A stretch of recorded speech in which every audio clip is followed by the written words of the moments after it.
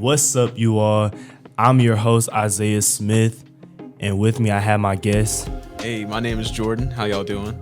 and this is Insights with Isaiah. Yes, sir. This is a talk show, so I want you all to sit back, be engaged, and let's go on this journey together. So, Jordan, tell us a little bit about yourself. So, not gonna lie, I'm kind of a shy person. Got you. So, shy. I do like to work out every now and then, and sometimes I go out, sometimes I don't. Kind of a homebody. And then I guess how that relates to classes, I try my best to make friends with people. It's a little bit hard because my interpersonal skills is not that great. So talking isn't really my my biggest strength. But over time, I've gotten better. Got you. So I know you said you're more of a shy person, and considering that when you're in class, sometimes you have to talk and you have to ask questions, answer questions. How do you muster up the courage to ask those questions, even when you want to keep to yourself? That's a good question. So sometimes, at least, so asking questions, right?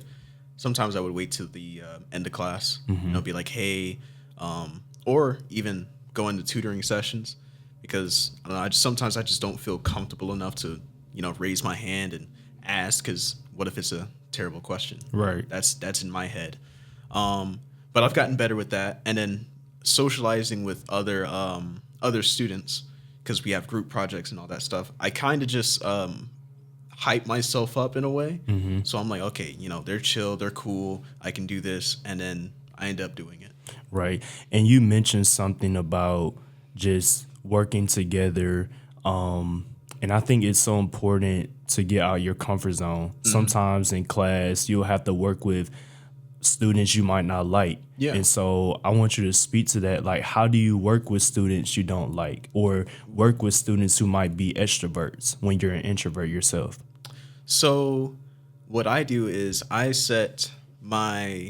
wouldn't say set my priorities aside, but I try to come to a compromise, because at the end of the day, we're together and we're trying to complete a project. Right. So I just go ahead, get it in my head. Okay, so let's just get this project done. I know I don't like this person, but let's just do it. Right. And I pull my weight, they pull their weight. There's no problems. Yeah, I think sometimes the best thing we can do is really set our differences aside because I know for me, I'm a person, when it's time to do a group project, I'm like, hey, let's get this done. Right, yeah. Like, we can joke here and there, but like, don't let that become a distraction. Exactly. Because sometimes, like, when you're so busy clowning around and you're so busy, like, on your phones when you're supposed to, like, be contributing to a PowerPoint, let's say, it's hard to get what you need to get done in that time period that you set for yourself. And let's face it, we all have busy schedules. We do. Like, Yeah. some of us are in class, some of us are in different organizations, some of us work. Yeah, work. So I work too much. yeah. Yeah, but I think it's so important to just consider, I guess, other people's feelings and consider how other people take assignments and group projects. And so what would you say to someone, still talking about classes, but the professors of those classes, what would you say to someone who doesn't like the professor, but they know they need to pass that professor's class? Ooh, that's a tough one. So even though you don't like the professor, you should still show a form of professionalism because at the end of the day, you're a student. You're here to get a degree. Right. So, like I said before, you should set some of those personal feelings aside so then you can complete your work and complete the class. Because unfortunately, you may not know if you might need them later. Recommendation letters and everything like that. Right. Or maybe they teach a certain way so then people can be prepared for the real world.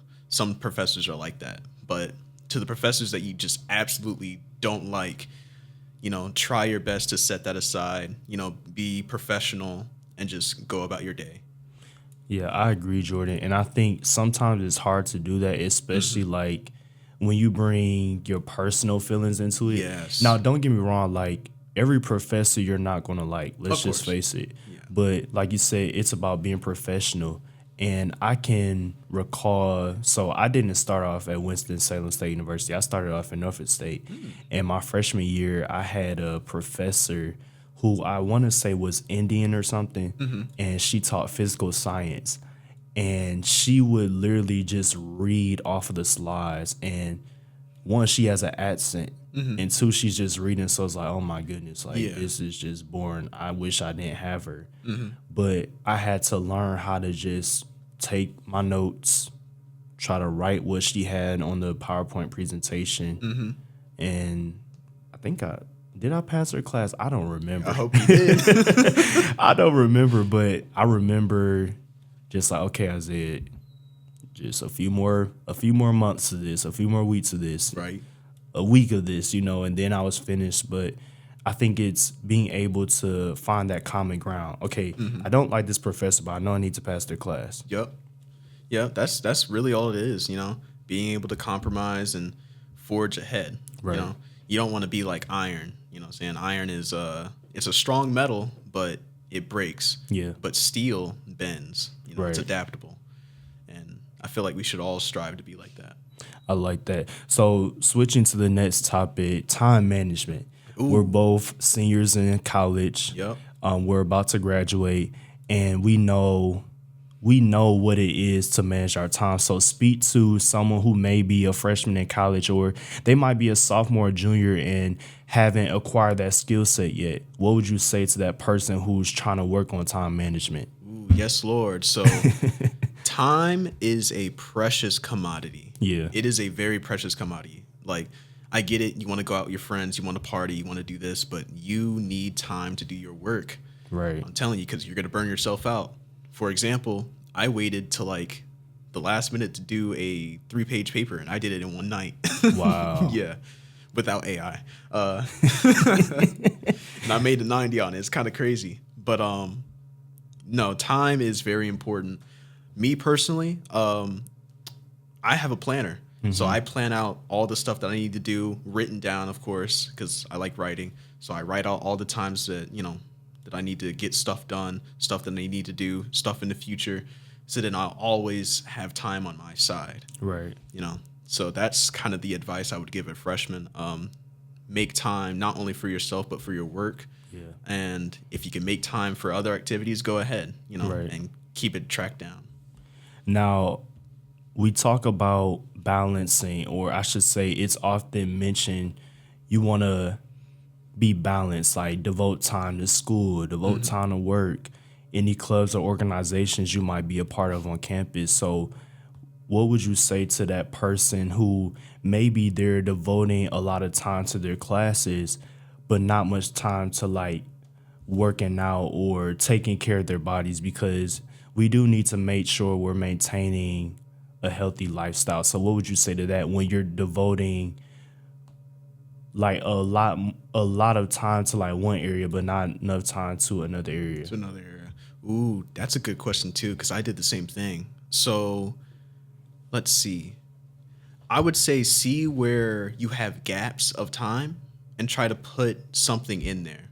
So for me, I was working out more so than doing schoolwork. I would push stuff to the last minute for different reasons. So to balance that out, you would kind of have to give up some time. School is obviously a priority, Right. but your health is also a priority too. Yeah. So you have to give up some things and try to make it up later, especially with exercising. It's kind of easy to try to make that up, different workout regimens and everything. So I would definitely just try your best to, split it up. Yeah. If you can get your work done early, by all means, get your work done early, and then bam, now you're in the gym. Right. As simple as that. So it's really what you make it out to be. If you're willing to do this, if you're willing to do that. Yeah. And one of the things as you were talking, I was thinking about was procrastination, because I think it plays a big factor in managing your time. So let's say you have 3 assignments that are due this week. It's Monday, Right. and you know it's due on Friday. It will be best while you have some time today to start on one of them. You don't have to try to complete all 3 unless like you absolutely have the time and you're willing to do it.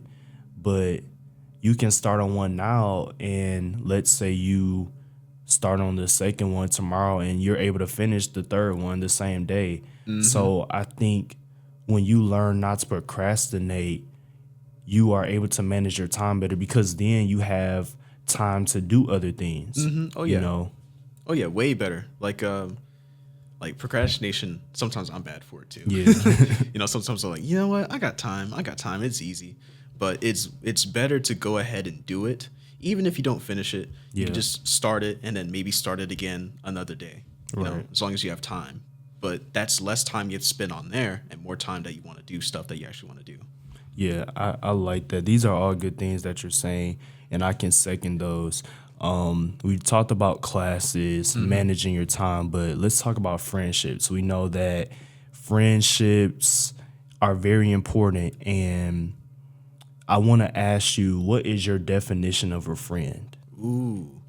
So, honestly, to be real with you, because some friendships can go from like surface level to deep. I still consider people on the surface level my friends. It's just certain information I withhold. Yeah. But I think it's someone that you genuinely just get along with, on a different level. Right. So it could just be saying, "Oh, hey, how you doing?" And that's your interaction for the day. And eventually, it'll snowball into, "Hey, you trying to go to this to the park or a movie or something?" Right. Then that starts that friendship. So it can really start from anything. It doesn't have to be anything deep or emotional. It can genuinely just be like barbershop talk. You go to the barbershop, you meet your barber. Barber's your friend now. Yeah. All of a sudden after like a few visits. And I think you said something that you withhold certain information. Oh, yeah. Because my friends, we've been cool since I was a freshman at Norfolk State. And we've been friends, I want to say, for 5-6 years now. Oh, yeah. But it's still certain things I don't share with them. Now, as time has gone on, there are certain things I've shared because of the level of trust we've had. Of course. And so, speaking of that, what would you say, or my question to you is, when is a good time to start revealing like more personal things with your friends, like maybe something that happened or something you went through that you overcame? When do you think is a good time in your friendship with somebody to share those type of personal things or things that mean something of value to you? I think when you or just an individual is comfortable enough with the boundaries between the other person. I think when you, soften up around them, you feel you've already felt them out, you're comfortable being near them. That's when you start to say, hey, A, B, and C. Right. That's when you start to go, the snowball starts to get bigger. For example, me and my best friend, we've known each other since, we grew up together. Gotcha. We were childhood friends. So I've literally told him like almost everything, and he's told me almost everything. And it's just been like that ever since. So whenever you're that comfortable, you both have knowledge of each other, that's when you start to come out and be like, hey, A, B, and C. Right. Yeah, for the most part, I think that's when you're able to do that.